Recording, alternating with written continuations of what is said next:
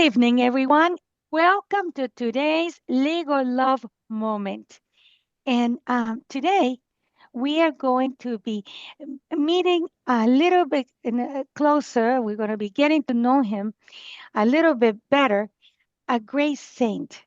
And whose feast is today, and that is St Charbel Maglov. Now, you know that I really didn't know much about St Charbel until my first trip to Medjugorje. And every gift shop had a picture, and actually this picture comes from Medjugorje. Every single gift shop had a picture of Saint Charbel. And I started to wonder, I said, who is this saint? And why is he so popular here in Europe? And so here you go. We'll learn a little bit more about him. He's extremely powerful. He was a Maronite child who was born in the Lebanese village of Bika, Kafra, on May 8, 1828. You know, Lebanon is a small country of about 1.5 million people, and 53.5% of whom are Christians. And you know, at the same date that Saint Charbel was born, was the same day that the monastery of St. Maro was opened up, right in the same area where he was born. Little that we knew that someday the monastery would open the door for St. Charbel. Well, you know, when you are in God's world, nothing is a coincidence. Well, you know, the parents of St. Charbel were extremely pious. Like I said before, he was born in May 8, 1828. They tried very, very hard to imitate the Holy Family of Nazareth. And they lived in St. Charbel, grew up in this monastic area, like paradise sort of thing, you know, because the monastery was right in there, right near them. And St. Charbel was the youngest of five children. And you know, the father was extremely pious.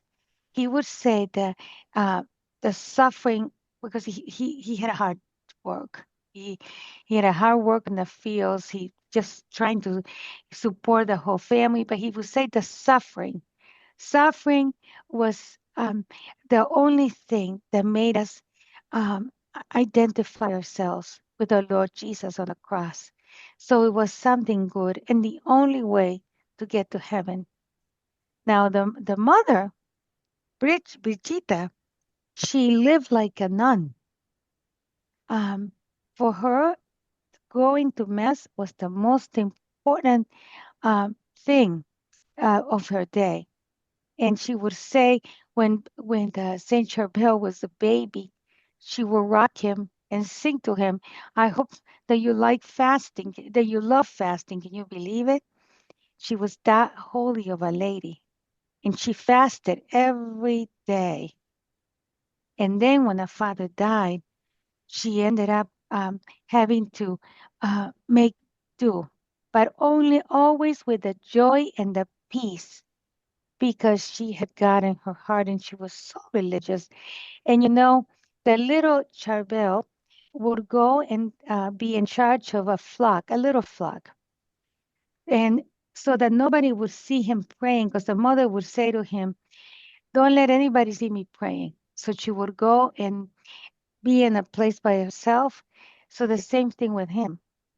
He would say to the little sheep, okay, you know what? You be good, you be nice, you stay right here. And he would run into a grotto and pray on his knees to the Virgin Mary. That was when he was little. Um, Now he became a monk in this monastery when he was 23 years old, a priest when he was 31 years old, and a hermit when he was 46. And you know, No one saw his face while he was alive because he would put his eyes always down and he would put, forgive me for the word, but his hood over him. And the only time when he would raise his head and look up front, it was to the tabernacle during Mass. And then the only time that people would see him raise his head up was when he looking at heaven. So, um, so after, something else I wanted to mention about him. Um, well, that he was, like I said, he was extremely religious, and when he went into the monastery, he would ask to have the most humble jobs, and they certainly did. He was in charge of cleaning um, all the worst parts of the monastery.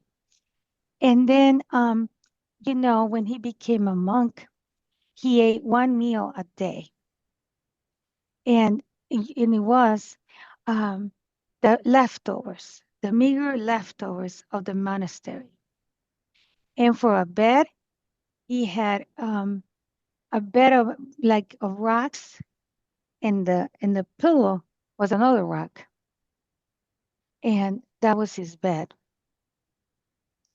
Um, so he dies, and when he died, and he was in front of the chapel, one of his fellow monks saw a light coming out of the tabernacle. The light came out of the tabernacle and went around the whole body of St. Charbel, and then back into the tabernacle.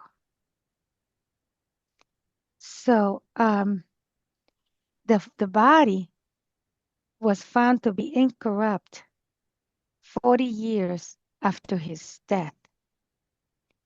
Now, I have heard, before doing a little bit of research to share with you, that there was a blind man that he had gone to the tomb, and when they exonerated him, he took out, because the body of Saint Charbel, right after he died, um, exuberated oil and blood. I mean, water and blood. So with that water and blood, there were a lot of healings. So this blind man put it on his eyes, and he was instantly healed. Now, there was also this, there are hundreds of miracles, but I'll just mention one more. In 1936, Sister Mary Abel Camari of the Two Sacred Hearts nuns had a pancreas, gallbladder, and a kidney stuck together. So the poor lady, for 14 years, everything that she ate, she had to throw it up. And her teeth became decay. And she had to walk with a cane. So she had a dream, though. She saw Saint Charbel in the dream. And he said that he was going to cure her. So she made the pilgrimage to his tomb.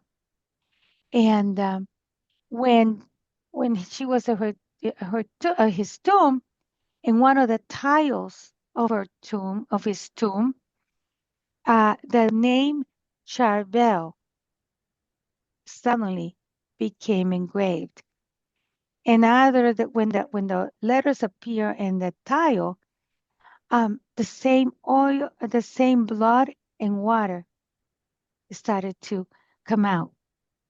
So the sister immediately took her scarf off and wiped the water and the oil that was coming out of that inscription on the tile of his tomb, and put it on the area where it was affected.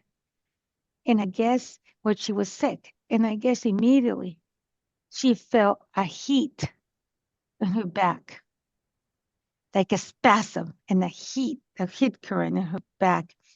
And she was healed. Um, so I guess, looking back and trying to close this up, is that, the total detachment from things of the world. St Charbel. And this is something we're always working at, probably not to the extent of St Charbel, but in prayer and sacrifice. A life of prayer is essential if we want to make it to a good place, and not only ourselves, of course, but our loved ones. And God was the center of his life. He never saw his sister and his mother and everybody again when he went back he went into the monastery. And he had, of course, a profound humility. And this, dear little family, is a little gem for tonight.